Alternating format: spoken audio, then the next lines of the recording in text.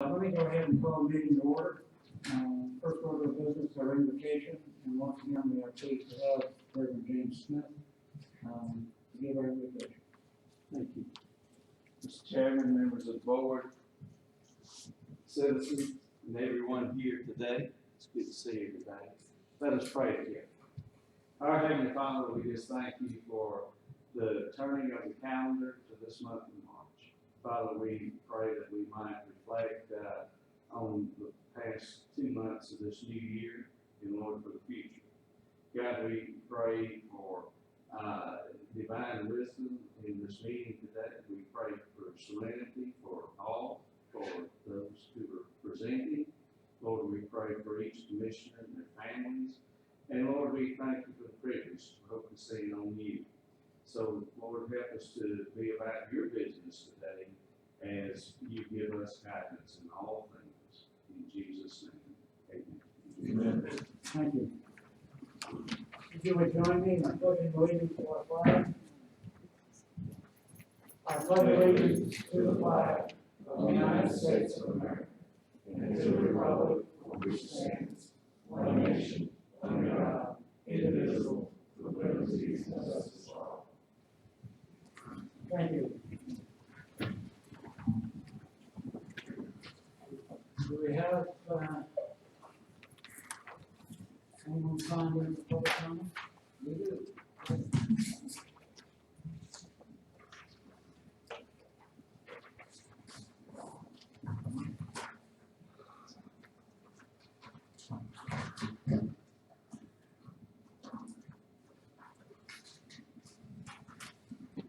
Ms. Cynthia Ezra, Treasurer.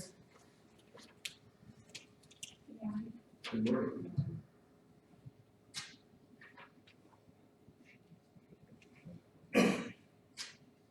Shall I start right now? I received a letter from the Planning Department on February 17th regarding my formal complaint of an illegal business being conducted at 1272 Monticello Road. Lisa Jackson stated in her letter that she saw no visible signs posted on property. There is no wording in the Putnam County Code of Ordinances stating you have to have signs posted on property to be considered a business. I have given Lisa Jackson plenty of evidence that Hancock Shooting Academy is promoted as a business through Putnam Chamber of Commerce and posting a business page on Facebook. Hancock Shooting Academy had an article written in the Eatonton Messenger about their business and that they had 5 Chinese who stayed for 1 month to shoot skeet.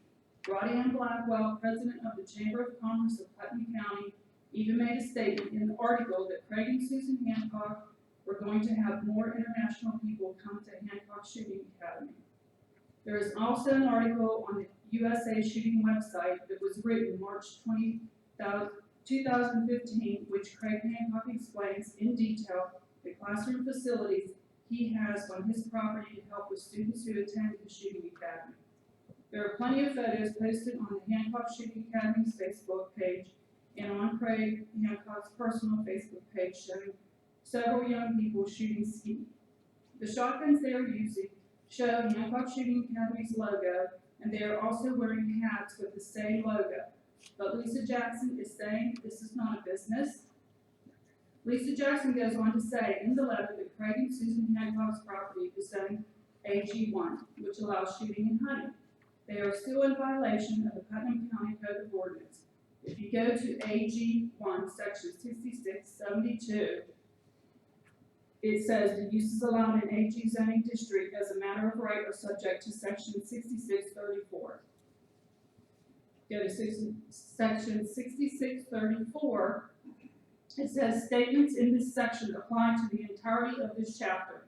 The specific applications are dependent on the extent of the dissimilarity between the existing zoning district and the new one. The following shall apply. The use may not create noise. This was the main reason I filed a formal complaint with the planning department. The shooting is not just 1 hour a day. They shoot from 11 a.m. to dark, 7 days a week, unless they are out of town. We have a hunting club that borders our property, and we hardly ever hear shooting from them. The most we hear is when hunting season is in. The Hancock Shooting Academy shoots constantly and so loud we can hear it in our living room with the TV on. I would like to have a peaceful spring and summer this year and the years to come, because the last 3 years, there has been no peace in our home or community. I hope you all have a nice, peaceful weekend. Thank you, ma'am.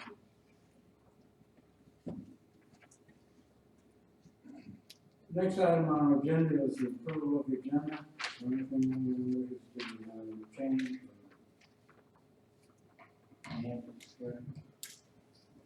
Hearing none, the chair will entertain a motion to approve the agenda as published. So moved. Motion seconded. District 1, how do you vote? Aye. District 2? District 3? Aye. District 4? Aye. Chair votes aye. Next item is our consent agenda, which includes the approval of the minutes of February 16th meeting, approval of 2016 liquor license, and the approval of the 6th amendment to the solid waste collection contract with Advanced Disposal Services. Is there anything here that anyone wishes to take out deal with independently? Hearing none, the chair will entertain a motion to approve the consent agenda. So moved. And motion seconded. District 1, how do you vote? Excuse me. I just have a question, Yes. and it has to do with the liquor license. The liquor licenses are effective as of January the 1st, correct? Correct. So if somebody is not getting it approved until March, then theoretically, they weren't allowed to serve liquor from January the 1st until the approval, correct? They had applied, they got their application in on time, so it's continued on. My recollection, Commissioner, is that there had been some Scrivener's error or something in the application, and so they had to reapply. But I believe that, as the clerk says, the application is, was submitted on time in order for them to continuously serve Okay. through the approval. Okay. Thank you. Anything else with regard to the consent agenda? Hearing none, District 1, how do you vote? Aye. District 2? District 3? District 4? Aye. Chair votes aye. Next item on our agenda is something that we are all looking forward to with a certain amount of trepidation, and that is our audit report. Gentlemen, if you would, please. Thank you. Good to be here today. My name is Pat Hughes, and I'm with McNair Mountain on the Woods. And I've also got Charles Hall, which I think y'all know too. We do expect to issue the final audit report next week, and I'm sure y'all will get copies of that. We expect to issue an unmodified opinion, clean opinion, just like y'all have received in prior years. The rest of the slides just give an overview of the county's financial condition. And I will say it's a good picture, just as it has been in prior years. This is a slide that shows the assets, liabilities, and net assets of the county. And this is for all funds taken off your government-wide balance sheet as of September 30th, 2015. Total assets were $42.9 million. Pretty much the same level as it was year in 2014. Liabilities ended the year at $5 million. And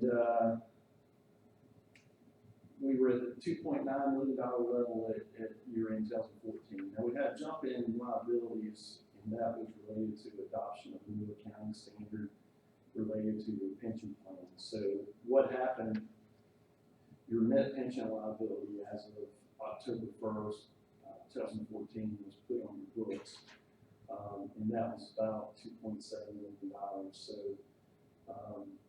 we can expect that liability to remain on your books, and that liability will change based on the actuarial report y'all receive each year. Your net pension liability It's your present value of your expected benefit payments to current and inactive employees, less any investments or other assets set aside to pay those benefits. We do expect that liability to be more volatile because of the new accounting standard and the way it accounts for the liability. You could have swings in that based on the stock market or other factors. So we'll keep our eyes on that. We'll see, the next slide is the composition of assets, and really this slide is really unchanged from prior years. Cash and investments, $11.5 million, capital assets, $29.7 million, and other assets, various receivables, $1.6 million.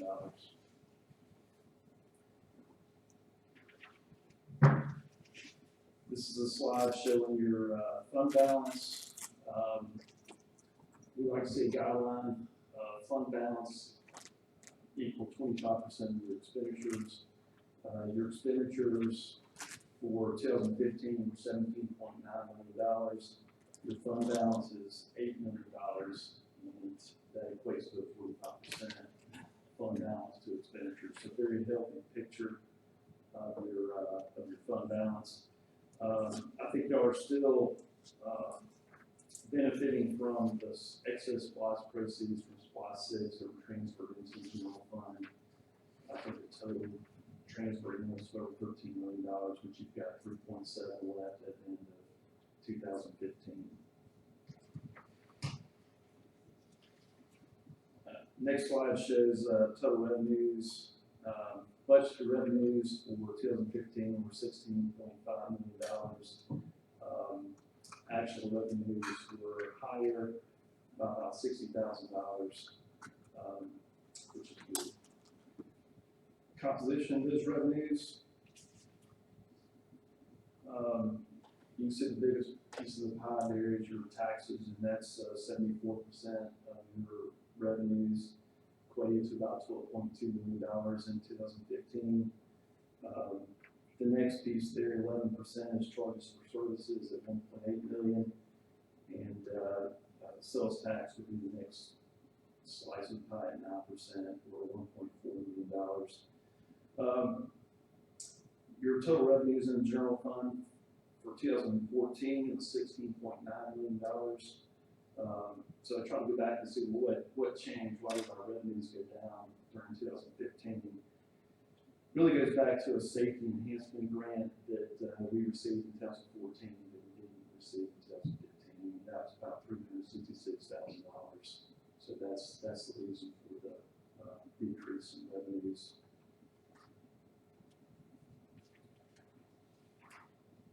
Expenditures, budget expenditures were about $17.9 million. And actual expenditures came in at $17.99. The difference there is $78,000. Actual expenditures under budget. Next slide, we've got a composition of those expenditures. Total expenditures in the general fund were $17,908,900. With public safety coming in at 40%, or $7.3 million. The next largest piece of the pie is the green slice, 20%. Public works and general government is 17%. There again, I went back to 2014. We had total expenditures of $20,563,990. That's about a $2.6 million increase during 2015. So went back and tried to figure out, well, why did our expenditures go down in 2015? And really two things. We had a debt service payment of $3.5 million that's considered an expenditure of your general fund. You had a short-term note payable that was paid off in 2014. And then another item impacting your expenditures in 2015, actually increased your expenditures, was the water line project at $1.1 million, and that shows up in your public works department, those expenditures increased from $2.7 million in 2014 to $3.6 million in 2015. But other than that, everything was in line. I did want to point out that the annual report did receive the Certificate of Financial Reporting Excellence for the second year in a row. I think that's quite an accomplishment for the finance department. There's only about 33 counties in the state of Georgia that have received that award. And I do want to thank the finance department for their assistance in helping us out with our audit. And there again, once y'all receive the final report, please let us know if y'all have any questions. We'd like to answer any of those or sit down with y'all and review that report with you. Any other questions for us today?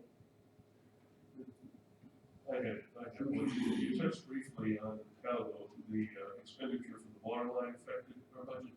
Where are those figures represented in our expenditures? They would be in the Public Works Department. So the green slice there, the 20%. So Yeah, they'll show up in capital outlay on the state revenue expenditures, when you get that report, you'll see that as a capital outlay line. But that capital outlay line also encompasses all of the capital outlay. That money didn't come, did that money come out of the sales tax? no, it's not a SPOS expenditure. Right, that's what I was wondering how that might have affected our general fund figures. The actual expenditures for the year would be higher as a result of the water line. Did we anticipate receiving some assistance with that? Is that right, Mr. Chairman? Well, I'm not sure about the accounting procedures here, but the GIFA loan came in before SPOS number 8 is approved. The debt service on that GIFA loan will be paid out of the SPOS, but I'm not sure how that's accounted for in the general fund, where we acquire the full 1.1 million in liability, and then include the debt service payment coming out of SPOS, be put back in the general fund to offset that as revenues going forward. So, while that I gather will count against us as a liability right now, that liability will decline as the debt service is paid off from the SPOS fund. Would that have had any effect on the total expenditures from the general fund? I noticed 17.94 million for the total expenditures from the general fund, and it seemed like a high cap to me. And I wondered if some of that was related to the water line. Yeah, the $1.1 million related to the water line project is included in that $17.9 million. So that's an extraordinary expense. So Correct. actually, we're actually maintaining the budget outside of the water line at right around 17 million, which would be in line with where we've been for. So I just wanted to make sure when I tell people that. That's correct. I'm telling them the right thing. That's correct, and I agree with the accounting for, that you mentioned this possibly, the GIFA loan coming in, and that would be a liability on your books. So that's going to fund that water line project. Right. I think that answers my question. Thank you. Mr. Reed? The bottom, the last one, housing and development. Development is self-explanatory to me, but what is housing? What are we doing with housing?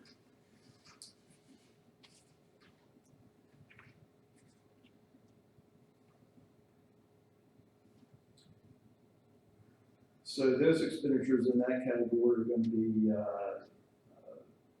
county extension service, planning and development commission, code enforcement, and Putnam Development Authority.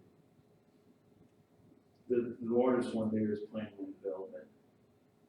Understood, but I think for the general public looking at this, Their question would be the same question I have, what are we doing for housing? So how do you get housing there?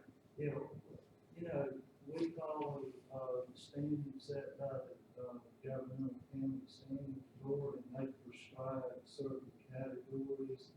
Sometimes those categories, and you bring out a good point here, it doesn't, sometimes it implies something that's not there. Right. But we're just following those guidelines, and it's a broader category than what you really need, but I can understand why you would ask the question. Right.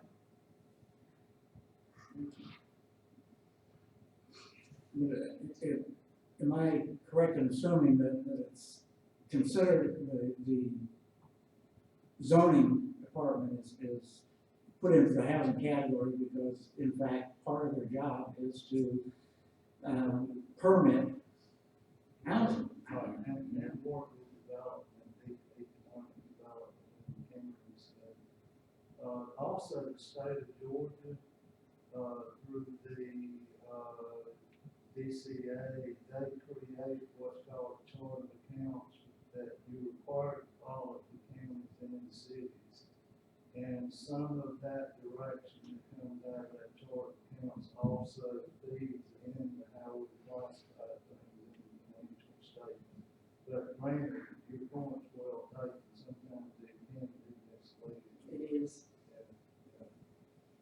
Thank you. Any other questions from Mr. Williams or Mr. Hall? If I could, Mr. Chairman, Commissioner Washington? for Putnam County, it is what it is. But how does, with your experience, how does our composition of expenditures compare with other counties? If you happen to have that, and I can take it in a generic sense, are we in line or, Yeah, I would say you're in line. I mean, your public works, public safety are typically your highest categories of expenditures. Just as this slide shows too.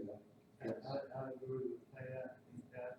I've worked with counties for about 30 years now, and this pie is pretty representative of what you see around the state. Always, the public safety will be in excess of 35%, and can be up to 50%. So it's not unusual to have a 40% composition for public safety. That there again on public works, what you see there is very common, and even on general government. That I would say your pie is almost a prototype of what you can see around the state.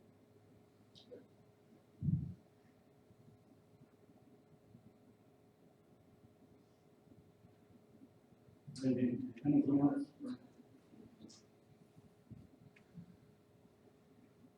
Let me just thank you, gentlemen, for doing an excellent job for us, and we hope that we can continue to present you with data that is consistent with your audit of us in 2015. If Commissioner Foster doesn't go off on some spending binge. And that $12,000, that just really throws in the tailspin. Well, we say it almost every year that this county is one of the most fiscally healthy counties in the state. And that reflects well on who seated at the table there and on the management over there. We wish that every county was in the shape that your county is in. Could you put that into writing? Yeah. Appreciate it. Thank you. Thank you. And I just, to follow up, I just, we have a couple of members here, but I would like to congratulate and thank the finance department for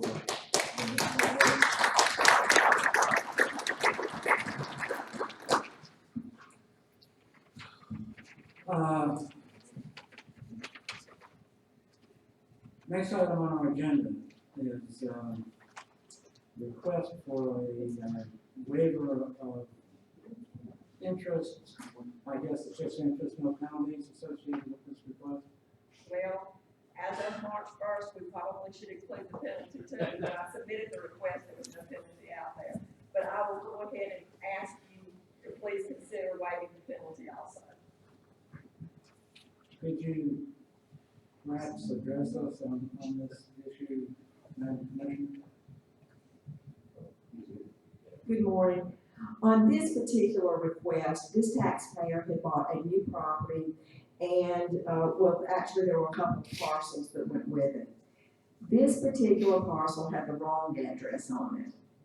This particular taxpayer has paid all of his other tax bills timely, and in the course of paying his other bills did not realize that he had not been billed for this one too.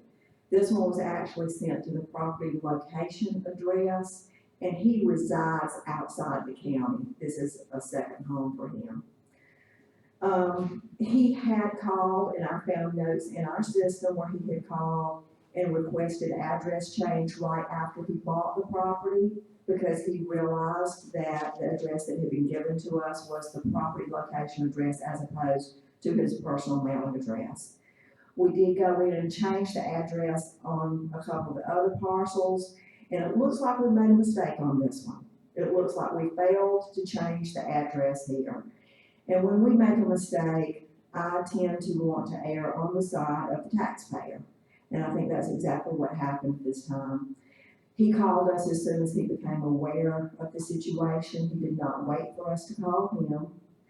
And he asked if we could, because of the circumstances and because we did see in our records that he had called, if we could waive the interest on this account.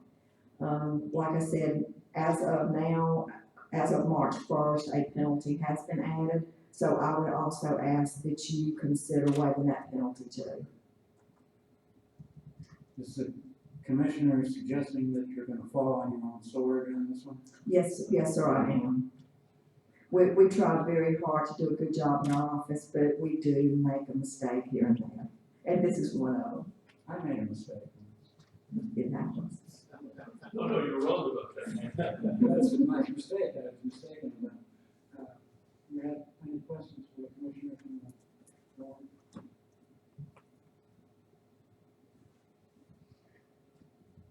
Hearing none, thank you, Dan.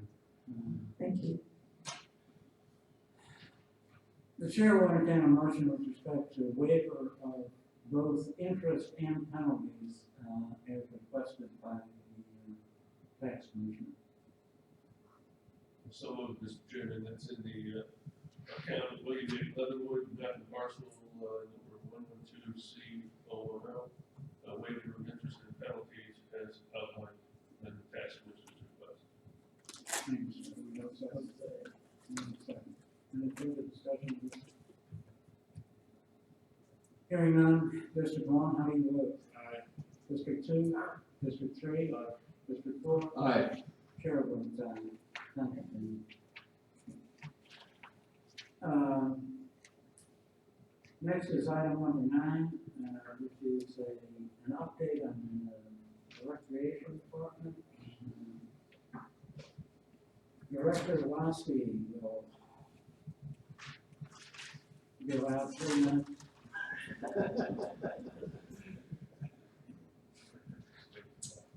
Thank you, Mr. Chairman and Commissioners. I just want to say it's a beautiful morning that we got water today. I've been a little freaking out calling my county manager about the water because we have a lot of things going on this weekend. But I just want to give y'all an update on what's going on with the rec department and also a few other things. 2016, as you know, we've had a lot of rain and been hit hard at the rec department. We've had many different issues from water damage on the fields to the building leaking, things like that we've been working on. And we also have an issue that we're currently working on right now with Jim Davis with our pavilion. The roof has come off due to the wind. So we are working on that issue as well. Our water heater busted last week, which was a lot of fun. My office now smells like mildew. We've also replaced our gas line due to leaks that we had in there to make it safe for our kids to be in the building. Some accomplishments that we've had this year so far, basketball, we've increased numbers of participation for youth basketball from last year 126 to this year 142. And adult basketball, last year was our first year having it in a while. We had 8 teams. This year we had 12. So we continue to grow.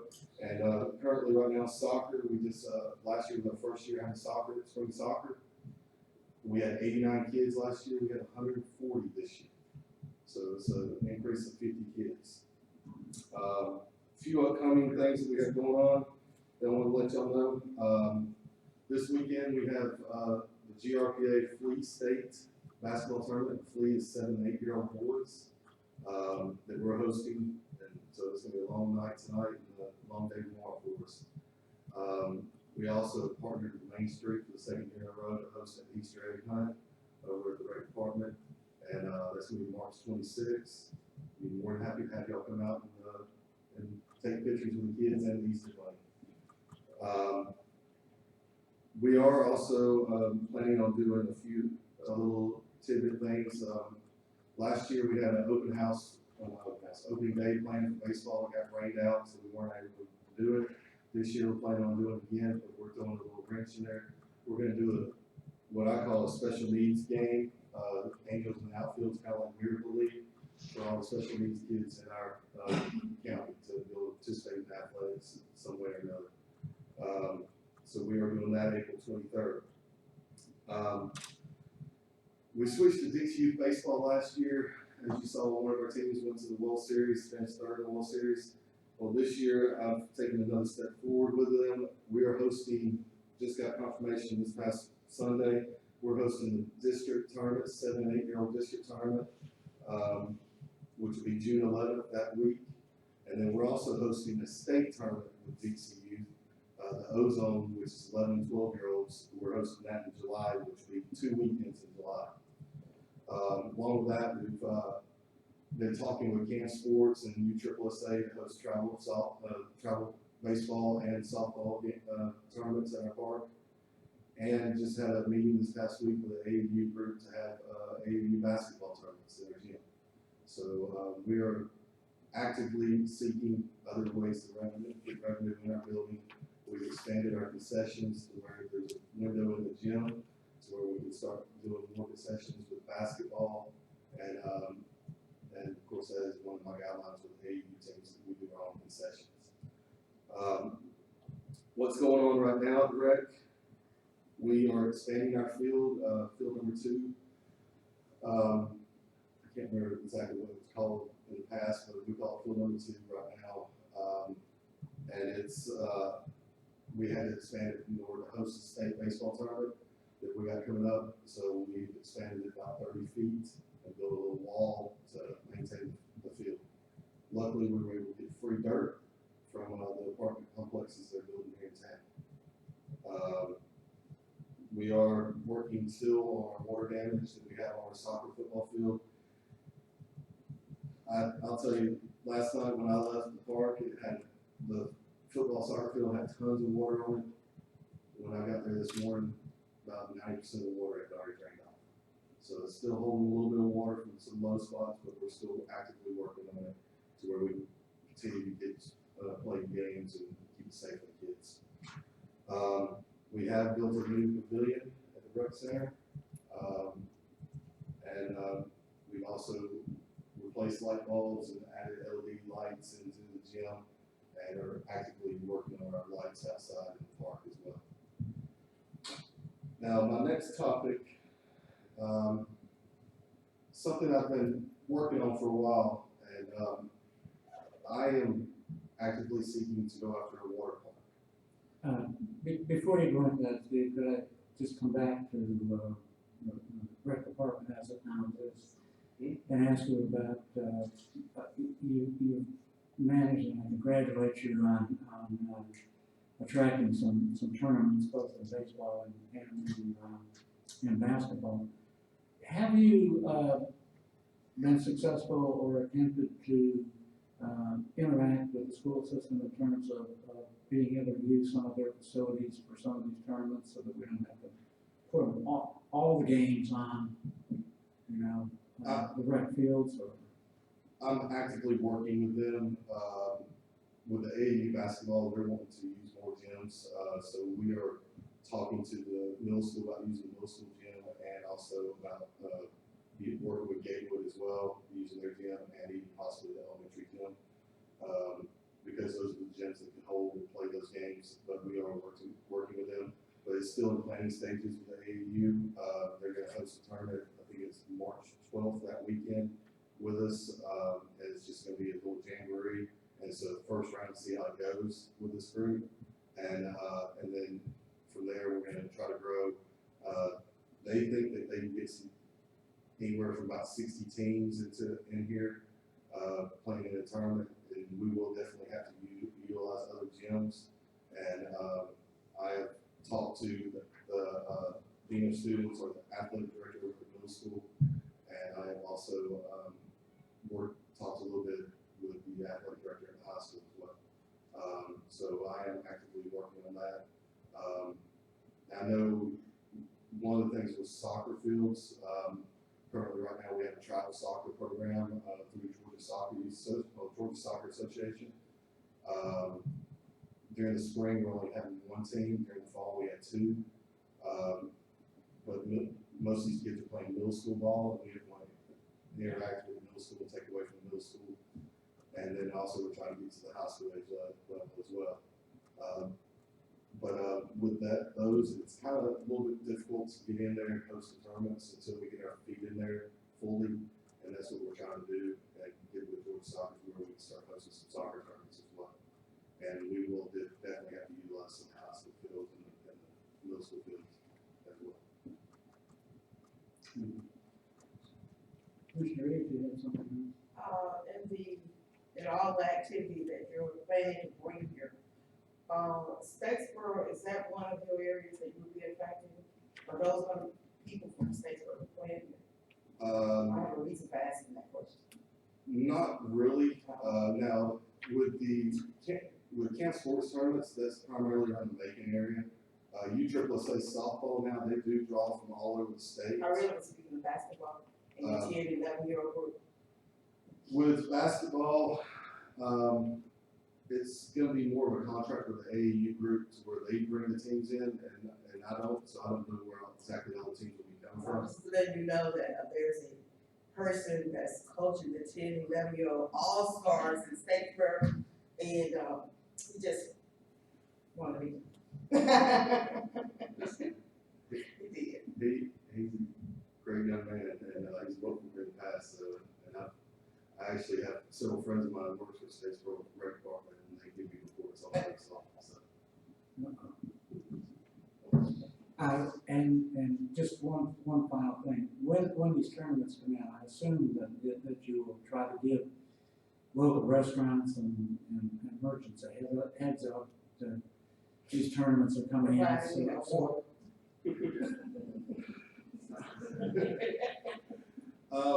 Well, I don't have a problem with that.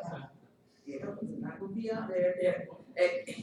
But I think it would be appropriate to inform the local business community that you're having the tournament come in with an approximate estimate of how many teams and parents and whatever one might expect, so we don't run out of Chick-fil-A's or whatever it is. Yes, I've been working with the chamber and getting the word out through the chamber. One of my main issues is bringing in all these teams. They're having to stay in Madison and Millersville and driving 20 minutes because we don't have any places for them to stay here. I do give them the lodge on Lake Oconee information as well, but that is one of my issues that I have with bringing in tournaments with not having enough locations for them to stay at. And hopefully in the future we'll be able to fix that. So, but yeah, that is, I do actively work with the chamber and get the word out. Anything else? not, please proceed with, part two of your presentation. I have been actively working on trying to draw a water park to Putnam County. This is a rendering that we had done of what it would look like. I do have copies of this rendering if y'all would like to have a copy. And it's pretty well drawn out. I gave him a couple of little ideas to put in there. With this rendering, it has areas for all different ages. As you see, it has a kid zone that's actually fenced in to keep kids in the area so that they don't get out. And then it's got a wave pool, which would draw the older adults, the teens, and things like that. And then it's got the lazy river with a couple of different atmospheres.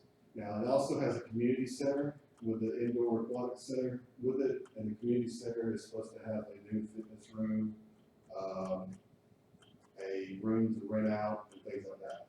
But this is all work in progress. What I'm asking for is, it's been approved by the board and by the voters to do a feasibility study with the SPLOS number 8, I believe, and I was asking to see if I can go ahead, see if this would be feasible for our community, and to finish my business plan as well, to actively go after this and to see if it would work for our community and what locations it would work at, and see how it would grow our community.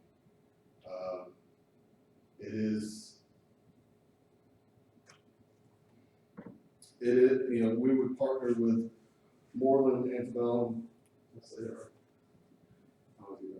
associates, and the people that also did this rendering, those OLC, which do aquatic designs and design water parks and also aquatic buildings as well. And I would like to see if I could go ahead and get approval for us to go ahead and do the feasibility study and find out if this would be a good fit for our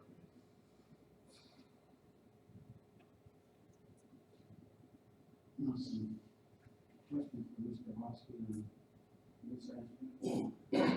Yes, Mr. Chairman. What location have you considered?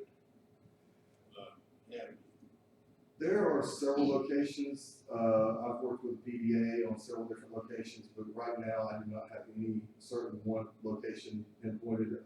We want to do the feasibility to find out where the location would be best for us. There are several locations out there in the county that we could look at.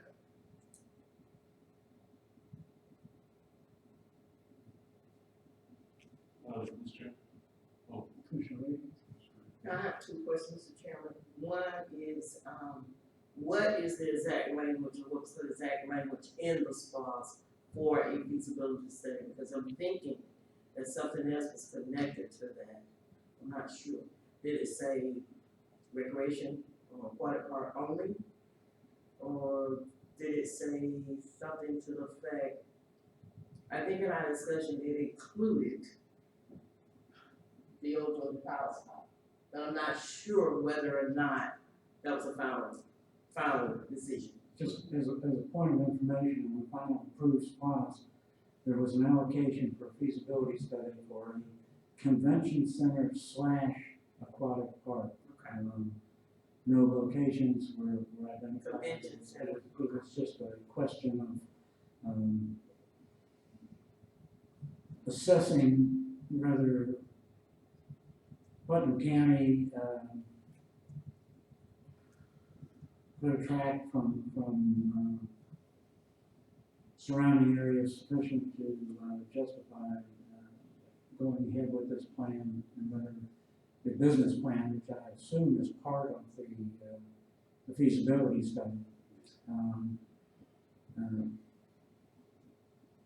would work for Putnam County. Okay, my follow-up question to that, because I haven't, I said I had 2 questions. But my follow-up question to that, and looking at what he's presented, a community center it's not exactly a convention center. Then we was thinking something, you just said, and all the other activity that you're having or hosting, we don't have rooms or lodging for those. A convention center could very well include lodging. And I think that was some of our discussion, but a community center does not, in my opinion, but is there any layout here or anything in this proposal that will do lodging? Not lodging, not for. Right, now my next question is, this drawing that you have, how did you pay for this? Out of your budget? Out of my budget. Was it, what was the cost of it? This was $2,900. $29,000? $2,900. $2,900, okay. All right, those are my questions. Commissioner Foster?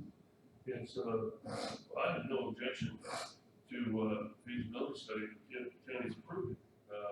And I think when we all were looking at conference center, lodging and water park, that those could be together, they could be separate. That was all part of what we were going to discuss with regard to feasibility of both or all of it, the pieces. So I think in terms of whether or not we should go forward with the feasibility study, I do, and that would be with the proceeds of SPOS number 8.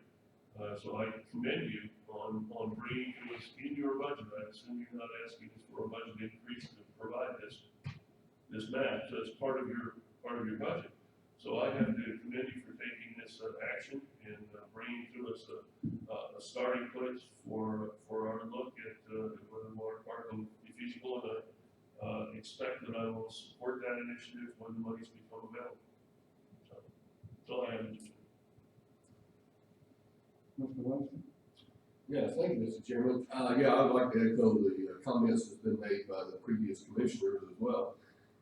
It's nice to once see everything on one piece of paper that is the total build out. Now, I recognize that we may not be able to build it all out initially, but it gives us the plan so we can have the expansion capability that's necessary. I think this is somewhat time dependent because this is becoming kind of a national phenomenon as best I can tell. And if we wait around too much longer, we may be visiting other locations for our aquatic park. So I commend you on stepping out and moving out. And I think we need to continue that momentum if possible. Because the first one that has a good plan and a good program is the one that's gonna be able to take in the surrounding area. I think this fits very well with your increased emphasis on bringing in tournaments. And once this becomes a destination, hopefully the restaurants and the accommodations there too will follow. And so I think this is a great cornerstone, might even be what we call an anchor to that destination possibility. So I applaud your efforts. This looks really good. And I think we need to move on with the momentum you've established. I think we need to move on without much hesitation. So thank you very much. Appreciate the update. Let me, again, congratulate Mr. Kowalski on having provided this tentative plan for it. One of the things that at least I and to some extent Mr. Kowalski and the PDA have been in discussion with some developers in the county. And one of the things that I would like to see associated with this is that the land parcel on which this sits be large enough that we allow for private developers to add to this, perhaps in the way of some kind of housing development, perhaps other amenities such as restaurants or whatever. But that the total land package be sufficient to not only accommodate this, but also to be able to partner with the private sector for development around this, with other aspects that might add to the total project. And as I say, I have had some preliminary, discussions with some developers, who would be, I think, more than happy to become involved in a larger plan for this as a destination site, so. I too agree with Commissioner Webster that, I believe we need to move as quickly as possible towards determining whether this is going to become a reality or it's just an idea that perhaps is not right for Putnam County. I have become aware that there are at least 2 other major aquatic center type destination sites currently being undertaken in the state of Georgia. One of them in Stone Mountain vicinity, and another one in North Georgia, up around the Kennesaw area. Both of those have gotten capital commitments in excess of $60 million put those in.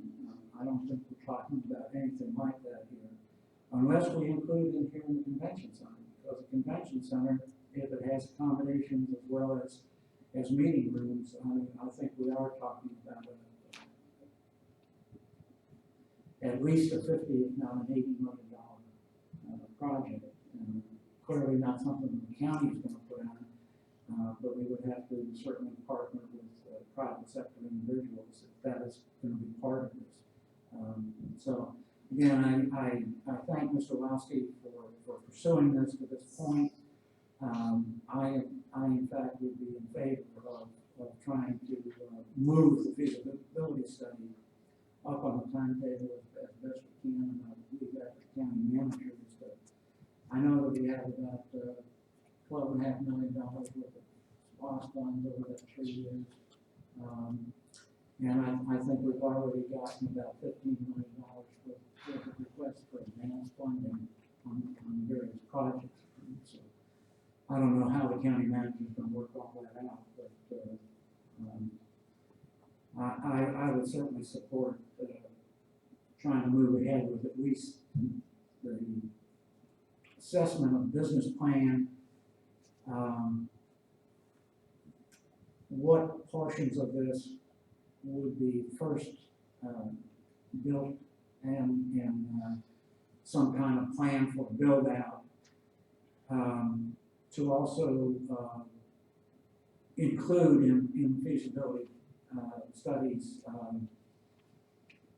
contacts with private developers to see what kinds of things they might want to add in the surround of this particular thing, and try to put that kind of total package together so that this board knows a little bit better with a plan for proceeding. Mr. Commissioner, did you have? I did. Question, the layout you have here, how much acreage would it need for what you have? That layout right there, even with the future expansion, is in a 25 acres plot. That's kind of the layout I told them to kind of sum up and put it inside of 25 acres if we could. But, you could spread it out more and everything with the parking lot. Cause there are, like, I believe what it says on there, 490 something spaces. And, so that's the 25 acres lot. Okay, another question, and I'm really, interested in having a convention center with launching, so, would it be, looking at what you have, and all your dreaming of this, because I know it's been on your mind for a while, would it be,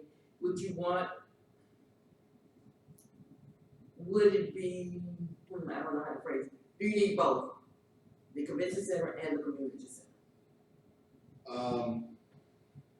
I know that's something we can just discuss later. I guess what I'm getting at is whether or not we can just rename that and make it larger, the community center. Well, you definitely could.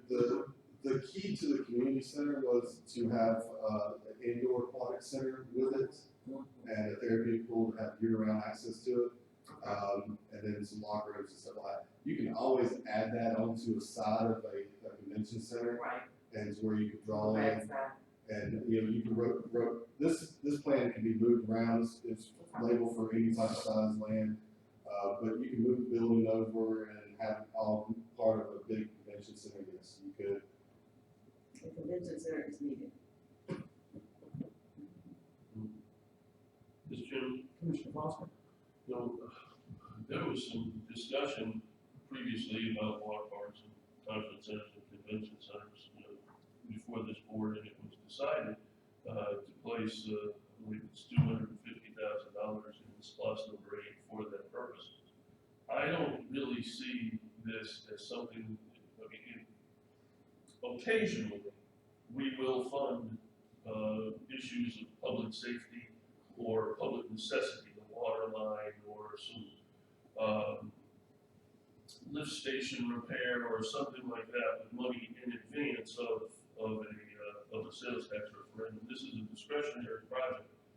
And so I don't really see that it falls into the category of an immediate expense. I don't think that the water parks that I've heard of in North Georgia or other places will have any effect at all on the area that we would draw from. So I don't see the immediacy that's been stated here. The other issue with the immediacy is if we look at our financial situation, and I hate to throw cold water on it, but we may very well be in a position to do something like this. For instance, if the transportation special purpose local option sales tax that's going to come before us within a reasonably short period of time were to be approved, that would allow the county to have an additional $500,000 roughly a year for our roads, which would make more money from our regular SPOS available for discretionary projects such as this. Or if the T-SPOS were not approved in the region, and we were able to get the TIA or the individual county 1 cent sales tax, that would provide about $1.5 million for roads. Our current SPOS, if that's all we have to work with, doesn't have enough money for us even to sustain our road projects. It doesn't even have enough money for us to sustain our roads. And so we have to know, my position is that we have to know whether or not we have adequate resources before we go forward. That's why I don't think a delay of some number of months, which is all we're talking about, to get to SPOS number 8. I don't think that delay is going to be really any different with regard to the project. And I would like to see whether or not that those funds will be available as a result of those transportation initiatives before I would commit the county to a multi-million-dollar discretionary project. I think it's a great idea. I have actually no problem with it. I really like the idea of providing lodging and some sort of conference center along with this. And I think the idea that you had about working in partnership with private business to maybe combine the two in some way, I think that's fabulous. And if the public in its wisdom will pass one of the two taxes, we will actually have money going forward where I think we could participate in such a program. But I don't see freeing up money now in advance of SPOS number 8 to go forward with something, to spend that much money before we have a better indication of whether we will actually have the monies available for a capital project such as this. Because we won't if those two initiatives don't pass. One of the two initiatives doesn't pass. We simply will not have enough money to throw at a discretionary project of this size. That's my opinion. Can I say something? It is my impression that Mr. Watsky is not asking for money to build this project, but simply to access the money already approved by voters to conduct a feasibility study. And I would ask Steve, what do you anticipate the cost of? I mean, are you going to try to, would you propose contracting with someone to do the feasibility study? And if so, Do you have any idea what the cost of such a contract would be? I have looked at partnering with, Moreland Antebellum, which the county has also already used on several occasions. And the cost would be around $60,000 to do the feasibility study and to do 3D renderings if it needed to that point. But when you talk about feasibility study, are you talking about simply the feasibility of constructing this, or are you talking about doing the marketing analysis? Marketing analysis and also how much of the cost of how much it built. It would basically complete my business plan in order to see whether it would be feasible for the county to move forward or not. Well, I think having a business plan is critical to approaching private sector development. Without that business plan, I don't think any private sector developer is going to even talk to us about what they might want to invest in, as amenities outside of this. But let me come back to the point that Commissioner Foster has raised, and that is,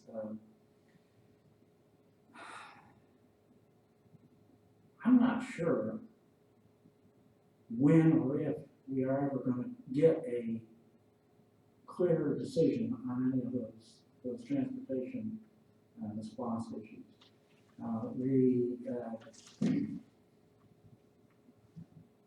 TIA, the regional T-SPOS thing has yet to actually kick off the roundtable discussion about whether we are even going to continue the roundtable discussion.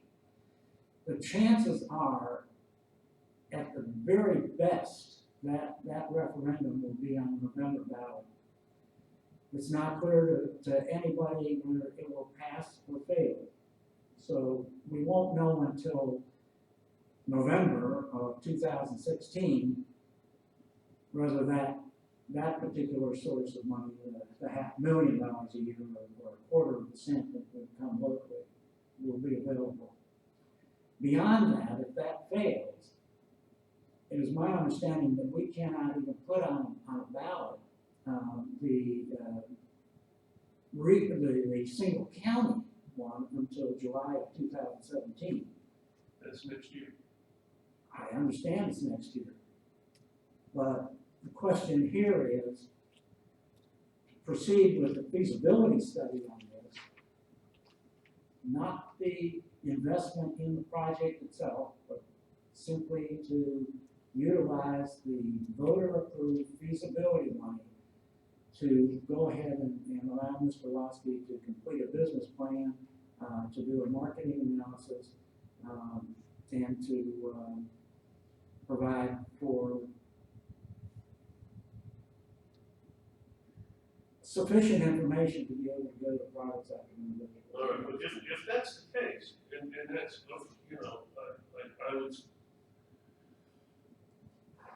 I would still rather be in possession of greater knowledge as to whether the money's available. When we talked about this originally, just $3 million, for instance, just $3 million. I'm not against the project, but I'd like to buy a new Mercedes convertible too, but I can't afford it.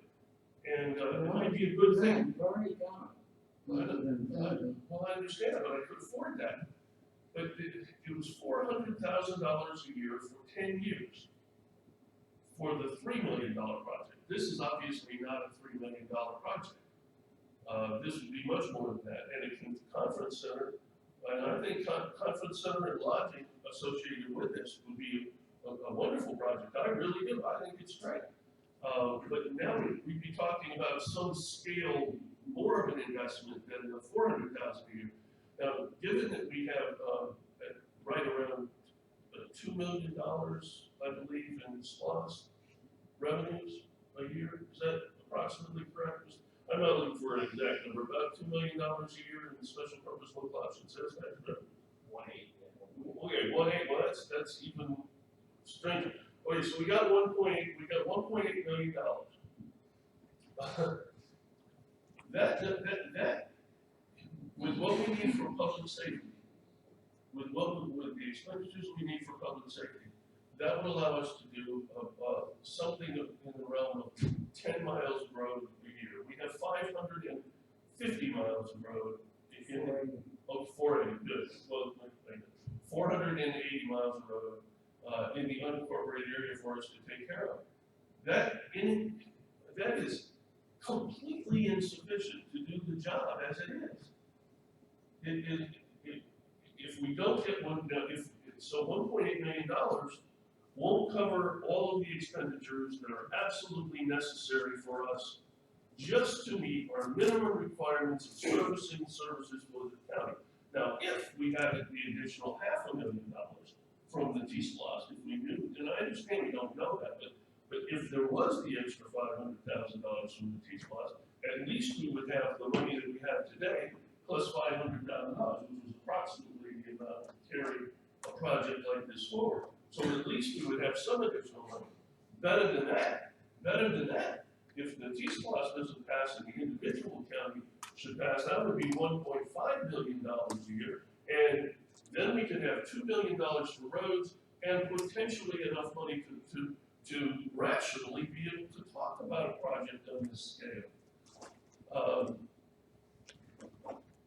So, if we're going to, so first of all, I would rather wait until we have the actual monies from SPLOST number 8 available. If we're not going to do that, then I don't think we should divide this project between the water park that Mr. Waske wants to do and the combined project for the conference and lodging, which he's have indicated that not only for this, but for other projects within the recreation department, lodging would be important.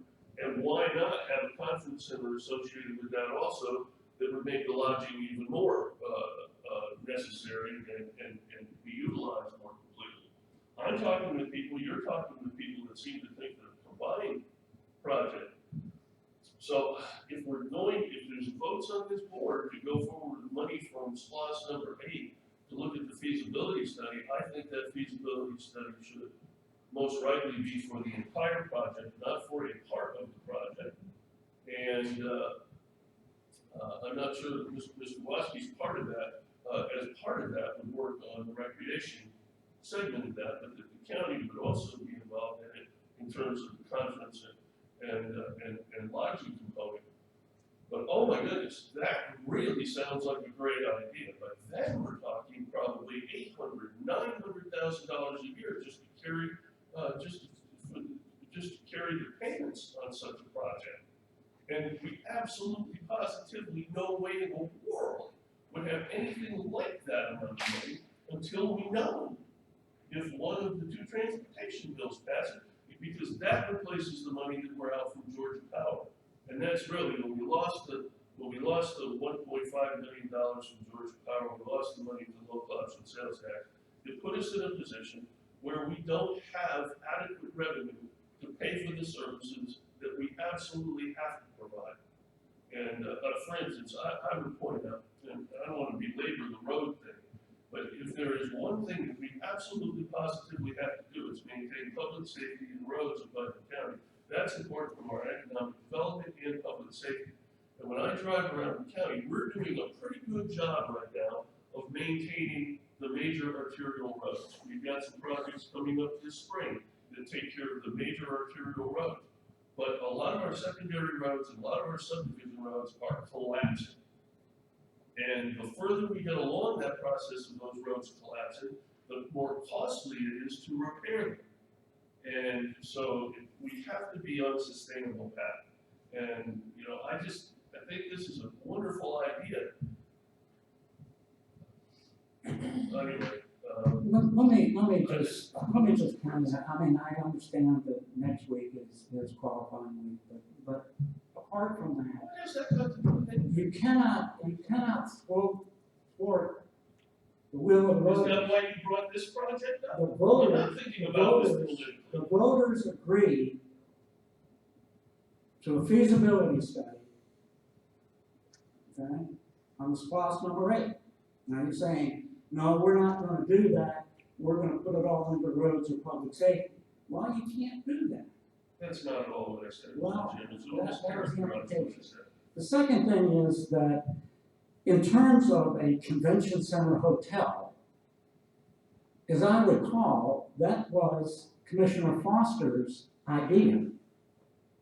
And I don't understand why Commissioner Foster hasn't gotten that idea to this point in time yet. As a matter of fact, Mr. Chairman, Who is going to champion that particular phase of this? you know, okay, Donald. As a matter of fact, you know very well that I have been in contact with the developer who is talking about supporting and partnering with us on the conference center. The thing was, I was completely blindsided by this today. We voted for money in SLOSS number 8, which becomes available in October. And my discussions with the developers that I'm talking with was about looking towards that date to have them prepared for what their plans are and to be able to offer assistance with us during the feasibility study, starting in October when the money becomes available to do the feasibility study.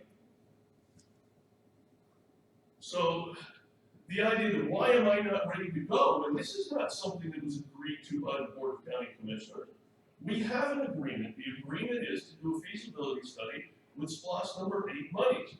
And the fact is that we do not generally, and I know other commissioners here have spoken time and time again about the problems with going forward, with borrowing money from now for things that are going to be available with money. We're not sure how much money we're going to have coming in later.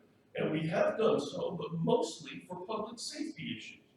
When we have somebody in public works needs a piece of equipment like the pothole patcher, which we talked about, and our pothole patcher didn't work. That's a public safety issue. We have to be able to keep the roads in good shape. So yes, we agreed, and I said at the time, because it's a public safety issue, I'm willing to steal from Peter to pay Paul later on from the SLOSS number 8 money. This is a discretionary project. We've already decided on a timeline. This is only one part of the project, and we don't even know if money will be available to fund it if it happens. So maybe by the fall, the roundtable will have a lot more information about whether or not the T-SPLOST is moving forward and the timeline for that. If we do the feasibility study starting in, well, I don't even know exactly when the money would become available during SPLOST number 8 because it wouldn't be the number 1 priority, would it? So the money might be available over the winter into the next spring of next year, which is exactly when we'll know whether or not the T-SPLOST is in place, and whether or not it's going to pass, or whether or not we're going to go forward with a private initiative. This is I would simply ask the commissioner, since he did champion the convention center, or perhaps Commissioner Reed, who seems intent upon having a convention center hotel, to please at least bring some ideas to this board that are maybe not as sophisticated as this, but at least, you know, are we talking about 1,000 rooms? Are we talking about 10 rooms? Are we talking about you know, a convention center capable of handling 1,500 people or 550 people? At least some of those ideas, I think, need to be brought here by those people who want to champion the notion of a convention center. And if that is brought to the commission by people from the private sector, that's fine too. Did you not mention just a few minutes ago before you started getting angry about this, that you had also talked with developers about the conference convention lodging that might be associated with this? I did not Why say a convention oh, it was center. your idea, it was the board's idea. We voted on it as a board. Point of order, Mr. Chairman. What? What's your point of order, Mr. Commissioner? The gentleman from the 3rd district is out of order because the chair has the floor.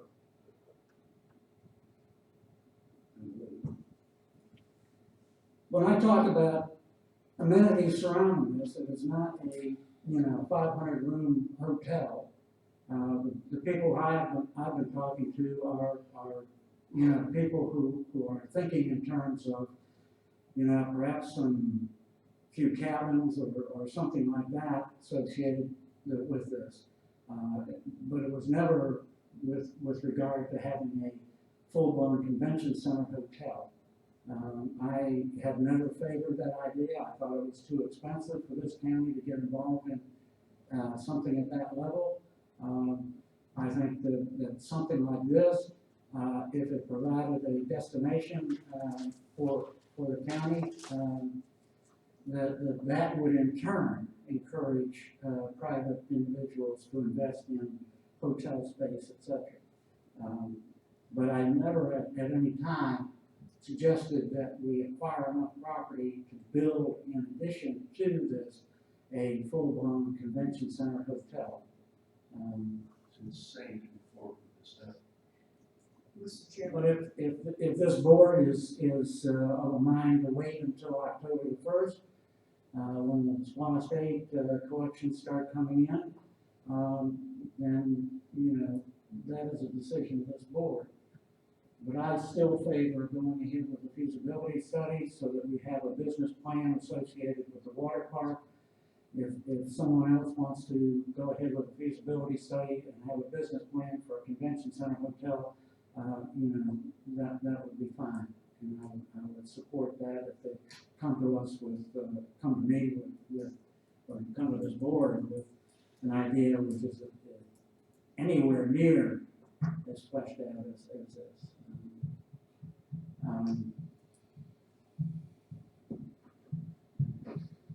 Can I say something? Sure.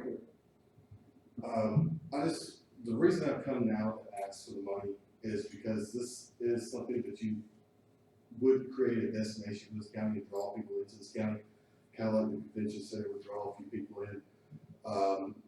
The reason I'm asking for it now is to move ahead and strike first, to see if this would work for our county and to see if this would work for us.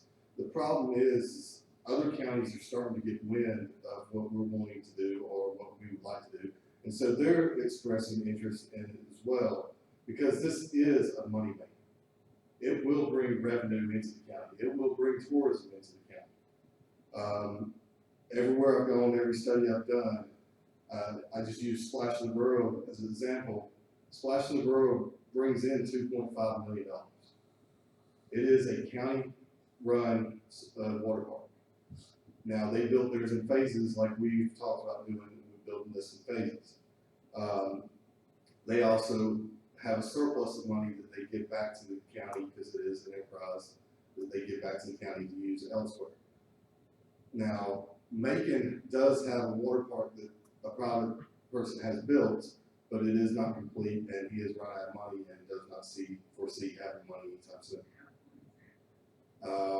And there is a person down in Perry that is building water slides. He has a go-kart and racetrack place that is building water slides.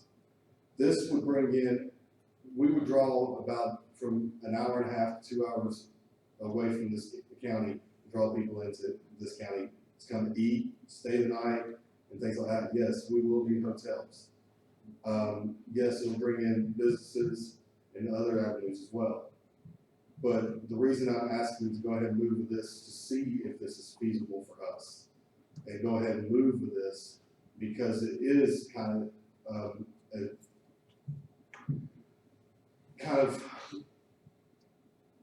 to get the foot moving, to get this county going, and that is why I've come to ask. And you know, there are other projects that I've mentioned. You know, I've studied Splash in the Borough, I've studied other water parks as well. And that is why I've come down and asked, because it is at that point where we need to go ahead and see if this will work for us before just wasting more time. May I add something to this? I've been working on some Did projects. would you please sign in if you're going to address the board? Mr. Chairman, I would point out that the item that I felt a little blindsided with this item anyway, item number 9 is for a recreation update, which we got in phase 1. This is an entirely different subject matter, and so I felt unprepared for it at the time. But certainly no vote could be taken on anything to do with water park funding, take money from SPLOST number 8 at this time under any circumstance. Mr. Chairman, I was trying to, you want to hear from her first? Because I had my hand up for a moment. Yeah, it Okay. could, That's fine. I wanted to add, that there are several things that are going behind the scenes, at the Development Authority, and we've been dealing with some confidential projects, that target not only hotels and different types of things, but we have actually been in contact with a company that does both hotel and water park. We haven't gotten very far yet, but, one of the things that they want is some kind of feasibility study to see if it's even feasible to come to our community. So if there's already money that's been approved to do a feasibility study, we could use it sooner than later, because we've lost the convention center at Tuscaloosa and approximately 100 rooms, because they have privatized and they're no longer promoting any of those facilities. So we are short those in the community to begin with. And with the feasibility study, I would suggest doing, both the hotel / conference center, water park, or together. So it could be, one of 3 projects. But I think that will help us with private investment, and even take off some of the burden off the county. So that's what I want to add. Commissioner Reed? Yes, Mr. Chairman, actually, my comment, or what I'm going to say is very much aligned with, or is really restating what the commissioner from the 3rd District said. And that is, we expected today an update from the Recreation Department. It did not say anything about discussion and possible action on the water park feasibility study. That is not on the agenda. So that, in my opinion, and then according to our ordinance, we can't vote on this today because it was not added to the agenda for discussion and possible action. This is and it's talking with and listening to the Recreation Director today and many other times. This is his personal agenda to build a water park, and that's fine. We all will probably, I think each of us sitting here say that it could very well be a good thing. But we do not have on the agenda today discussion and possible action on a feasibility study for water park. Therefore, Mr. Chairman, I would ask that we not entertain that and until he bring it back and get all the documents to us like any other agenda item should be.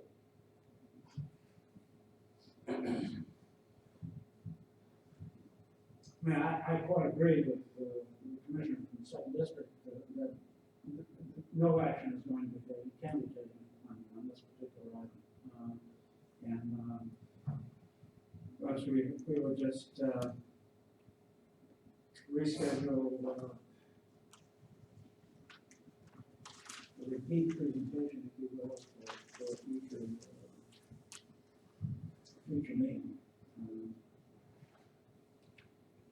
Commissioner Watson?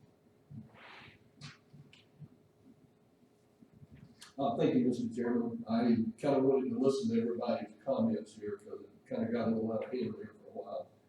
I didn't get the sense that Mr. Waskey came here asking us to vote on anything. He was asking for our thoughts about whether or not the county manager should take some action to put together a proposal to bring to us for that vote. It seems to me like we have jumped ahead to the final analysis, and we're starting to talk about whether or not transportation things are gonna get passed or not, when we don't even have the results of the feasibility study. If the feasibility study comes in and says it's totally inappropriate for Putnam County, then it becomes moot. If it comes in and says that if we don't get the transportation tax, then we have a problem. That's another discussion, but it seemed like we had our discussion before we even had a feasibility study that even talked about what this could mean or how it could fit into Putnam County. So it bothers me that we have recreational directors or any department head that comes in here with a proposal, an update and a proposal, and we cut him off at the knees and said, you're out of order. How else would he get that information to us if not standing in front of us with charts? And I agree, there was nothing here that was said that we were going to vote on anything today, but he was proposing we go ahead with a feasibility study. That has to take some kind of configuration from the county managers, how much it's gonna cost, who it's gonna go to, when and how, and all that, which would be an agenda item. But I think we're sending a very wrong message to our department heads that feel like they're going to be browbeaten to death by coming in front of us and proposing things. Thank you, Mr. Chairman.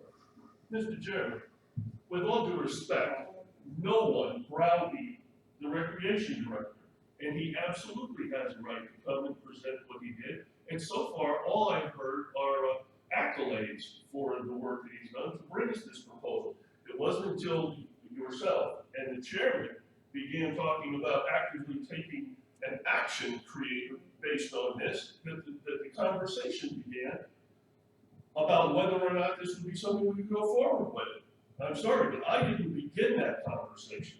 I only continued it after the chairman and yourself started initiating the idea of taking an action with respect to the water park issue that was not on the agenda. I have nothing further, Mr.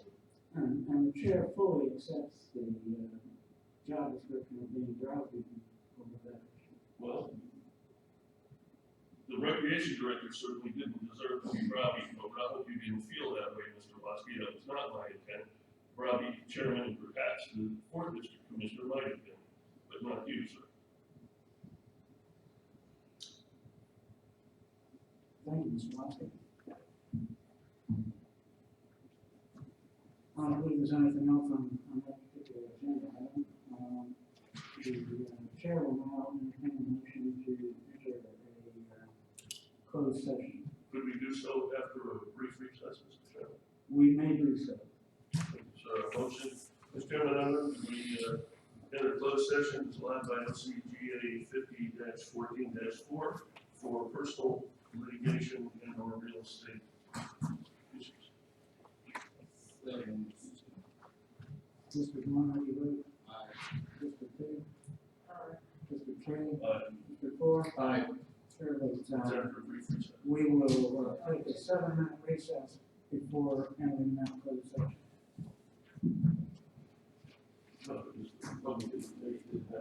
Meeting, Chair will entertain a motion to reopen the meeting and, execute the affidavit concerning the subject matter of the closed session. So, Mr. Chairman.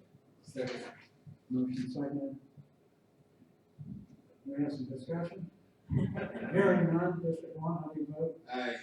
District 2? Aye. Chair votes aye. I think that's 3 affirmative votes. We did with that. Item number 12, no action resulted from the closed session. I believe we are now at county manager report. Yes, sir. Just a couple things. When Miss Janet Pearson and the Lake Oconee Water Watchers showed up, they were talking about surplus a piece of equipment. We do have a letter from the manufacturer saying that the casing is valued at somewhere between $55 and $100. I'm going to have Linda surplus that. They have replaced all the other parts on this device and all the other sensors. 10 or 15 years ago, this was a $20,000 device, but all these things have now been replaced. Also, I received an update from our insurance carrier. We are trending terribly this year. We have 23 members that are responsible for just under $1 million in paid premiums.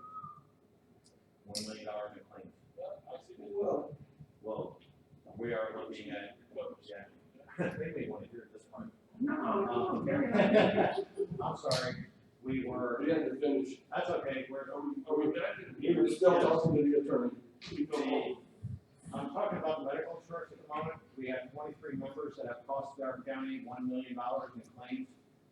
We're looking at trying to change what is driving these costs. Currently, these 23 members, 3 claims are the medical anomalies you would expect.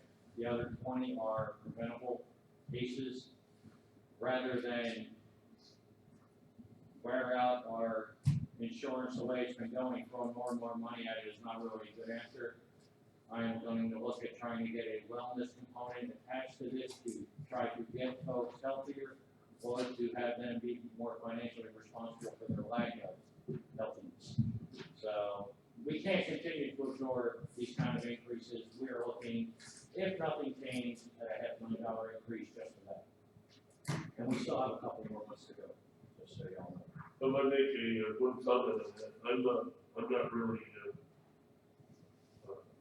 happy with the, work that, United Healthcare River Valley provides. So if there were an alternative, I would appreciate it. Because I talked with our HR folks, and I know from my own personal experience, it's almost impossible to follow. And they messed up in network and out of network, which takes a lot of time to correct, and it hasn't been a pleasant experience. So we will try to get a wellness program up and running to try to have an overall healthier population. And then the next thing I have on my list here is, I sent y'all an email regarding Mr. Houseworth.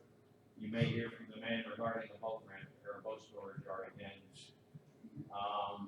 The last thing I have is, if you would, stop by Lindy gets back on Monday, congratulate her and her staff on another fine job this year. Those ladies have done a heck of a lot and have gotten just more and more efficient and better each and every year. I do have a follow-up answer to Mr. Webster's question about an additional day's pay for February 29th. It's not the budget. That's all I have. They realize you're not politics. Mr. Attorney, if you have anything, please. No report. Commissioner announcements, Commissioner Ward. Mr. Chairman, I would like to invite you all out, to the country. We're trying to get a fire station in that area. And we will be selling fish sandwiches tomorrow, raisins on the way. So bring your, water. Bring your extended family. Yes, hungry, hungry and things. What time do you see that stuff? 11, but 3 is when the meeting. Shane and I will be presenting some ideas. This is probably terrible for me to ask, but where's Kimberly? Where exactly is the event taking place? It like to have been next door to the shop county seat at one time. Okay, I'll go back and look at those records. Hillsborough was the county seat, it's next door. All right, that's a good start. Thank you. Commissioner Reed, Nothing, sir. Commissioner Foster, No, sir. Commissioner Webster. Nothing, sir. Chair has nothing, we will have a motion to adjourn. So moved. Second. District 1, Aye. District 2, District 3. Aye. And District 4, Aye. that's 3 affirmative.